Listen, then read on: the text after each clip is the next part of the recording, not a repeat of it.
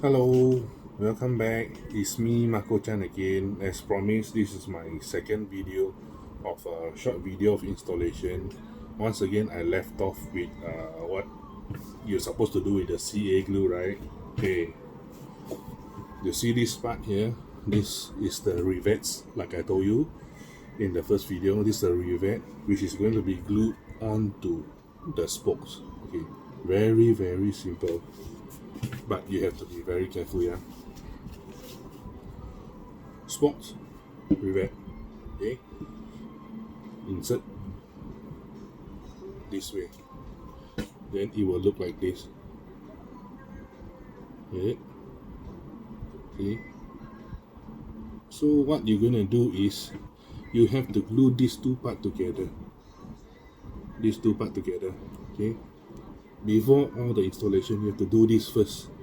Maybe you can do this and leave it overnight for it to dry, which is the case that usually what people do. But if you are very impatient like me, you just glue it and try to blow on it so that it can dry faster lah. But usually CA glue dries quite fast. Okay, but it's just that to be sure, you just want it to be dry properly so that when you put inside or when you install, it won't come out. So what happen if let's say people who don't glue this together, what happen will be when you install everything in, and then when you drift or when you play your car, this part will fall off. I've seen it many times in competition, in drift meets. This part always fall off, and then it go missing. Then your rim will look empty, and don't have the rivets anymore. So to glue it is better lah. But for those people who are lazy out there who don't want to glue, then this thing will definitely go missing when you bang. Okay, so what you need to do is you just glue it to this part. What I do previously is I glue it from the outer part, but then I kind of feel that it will hinder, or it will have a little bit of glue here. When you want to put in the rims, right, it's a bit hard to shove it in. So what I do now is I glue it from the inside part, like this part here. Okay, I glue it, but just one drop each, as because CA glue is very liquid, so you have to be very careful not to throw it everywhere and don't let it stick on your fingers. So what I do is I just glue it from here, this part here. Okay, you can see this part here. Okay, from the inner part.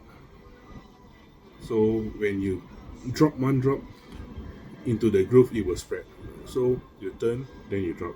So do it carefully, do it slowly, do it patiently, have a little bit of patience. Okay, so after when this is done, this comes the part where I say that those people who use especially 6 offset, because like I say again, these rims have a few offset, from 4 offset, which is the most inner hole offset, to the most outer hole, which is 12. Okay, which is basically the highest of all 12. Okay, so like I say again, usually I use 6, so that's why I'm doing the video about 6 offset. Okay, this will be the front part of the rim. Okay, this will be the front part of the rim, and this will be the spokes, and from the front it will look like this.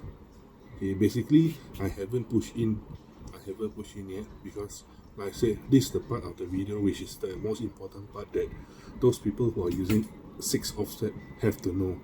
Okay, gently push all the groove, gently push all the side groove, all this, slowly push it inside until it flush a bit. Okay, don't push it all the way in so tightly, because why? It will break. Because at this point here there is a groove. If you notice, guys, there's a groove, so don't force it in. So slowly you will hear a bit of sound there. You can hear the sound. Okay, so like what I do, see, don't flush. Okay, don't push everything inside, you just have to flush it. Okay? Not all the way in. Can you see it? So like compare from just now, it's just flush inside. It's not all the way in. It haven't sit properly in yet. It's just a bit. Okay. So the next step is to take the back lip part. The back lip. Okay, this is the back lip. You see all these groove, right? All these things will have to go inside properly. Will be sitting inside the groove. Okay, you'll find the groove quite easily to be recognized. So you just try. I will show you which one now. Okay. This goes to this. If you guys don't understand, you just look at this part. There is the screw part in between these two blades. Okay, it will sit properly inside this. Okay, again, press it gently. I know I'm also quite big size, so sometimes I press it quite hard. So press it gently, slowly like this. Okay. Very slowly until it sits inside a bit. Can you see? Can you see? It's quite easy. Okay, this, don't bother about the groove part here. See this part here? All this part is going to be tight when you screw in. Okay, I'll show you one. This is the screw, the small screw, 1.5 mm X2. Okay, slowly put inside the hole, the groove, and just screw it gently. Yeah, like that. Don't screw one screw. Okay, some people they like to screw one screw and screw all the way tight, but I find it's not the correct way. So you screw in all these 5 screw in halfway first, then only slowly tighten until just nice. Don't over tighten it, because remember guys, this is still plastic. Okay, it's not aluminium, so it will bend, and then if you tighten too hard, your rim will bend, and it will, even a little bit of bend, it will cause it to wobble. So you just have to tighten just nice. Remember, don't over tighten it. So after tightening it, this lips, these spokes will slowly come up, slowly come up. So it's a little bit more need to be tightened to make it to a 6 mm offset. Basically it's already 6 mm offset already. So after you tighten all 5 screws,